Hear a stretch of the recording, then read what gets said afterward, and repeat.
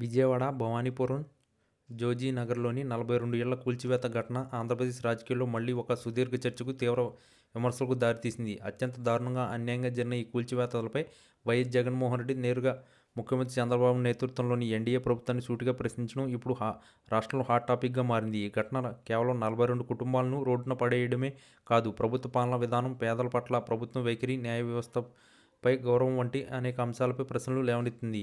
భవానీపురంలో దశాబ్దాలుగా నివాసం ఉంటున్న ఆ 42 కుటుంబాలు తమ ఇళ్లను పక్కా రిజిస్ట్రేషన్ పత్రాలతో కొనుగోలు చేసి ప్రభుత్వానికి పన్నులు చెల్లిస్తున్న పేద మధ్యతరగతి వర్గానికి చెందినవారు. అయితే డిసెంబర్ మొదటి వారంలో కోర్టు ఆదేశాల మేరకు అంటూ పోలీసులు మరియు కార్పొరేషన్ అధికారులు అత్యంత క్రూరంగా, హడావిడిగా కూల్చివేతలు చేపట్టారు. బాధితులు సుప్రీంకోర్టు స్టే ఉత్తర్వులను చూపించిన వాటిని ఏమాత్రం పట్టించుకోకుండా వారి వస్తువులను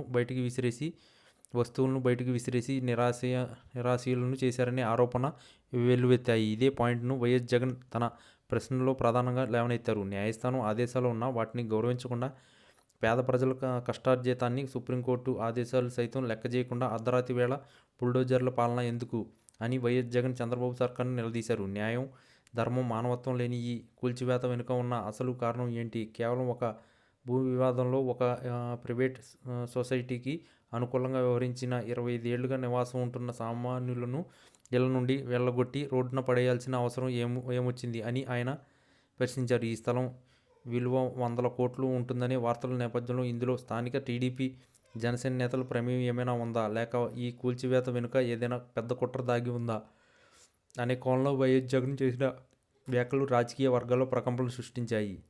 తమ ఇళ్లను కోల్పోయిన రోడ్డున పడ్డ బాధితులు ముఖ్యమంత్రి చంద్రబాబు నాయుడు నివాసం వద్ద వెళ్లి ధర్నా చేసిన, మంత్రులను, స్థానిక ప్రజాప్రతినిధులను కలిసిన వారిని న్యాయం దక్కపోవడం పట్ల వైఎస్ జగన్ తీవ్ర ఆవేదన వ్యక్తం చేశారు. గతంలో ప్రజావేదిక కూల్చివేత సమయంలోనూ, తమ పార్టీ ఆఫీసు కూల్చివేత సమయంలోనూ చంద్రబాబు ప్రభుత్వం న్యాయ వ్యవస్థ ఆదేశాలను పట్టించుకోలేదనే ఆరోపణలను గుర్తు చేస్తూ ఇప్పుడు ఈ పేదల విషయంలోనూ అదే అరాచక పాలన కనిపిస్తుందని ఆయన విమర్శించారు.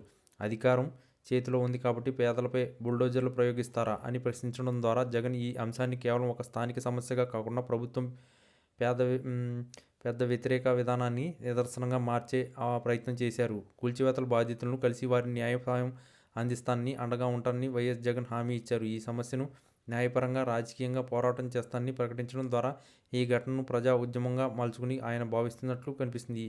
ఇది ఒక ఆస్తి వివాదం మాత్రమే కాదని, పేదలకు ఇళ్ల పట్టాలు ఇవ్వాలనే తన గత ప్రభుత్వ లక్ష్యాన్ని ప్రస్తుత ప్రభుత్వం చేస్తున్న విగాతుగా ఆయన అభివర్ణించారు. భవానీపురం ఘటన కేవలం 42 ఏళ్ల కూల్చివేత కాదు, 42 కుటుంబాల జీవితాలను, వారి నమ్మకాన్ని కూల్చడమేనని వైఎస్ జగన్ చేసిన వ్యాఖ్యలు ఈ అంశంలో ఆయన ఎంత తీవ్రంగా ఉన్నారో తెలియజేస్తుంది. ఈ సూటి ప్రశ్నలకు చంద్రబాబు సర్కార్ ఏ విధంగా సమాధానం చెబుతుంది, బాధితులకు న్యాయం దక్కుతుందా లేదా అనేది వేచి చూడాలి. ఈ అంశంపై రాష్ట్ర రాజకీయాల్లో రాబోయే రోజుల్లో ఎట్లాంటి పరిణామాలు దారితీస్తుందో చూడాలి.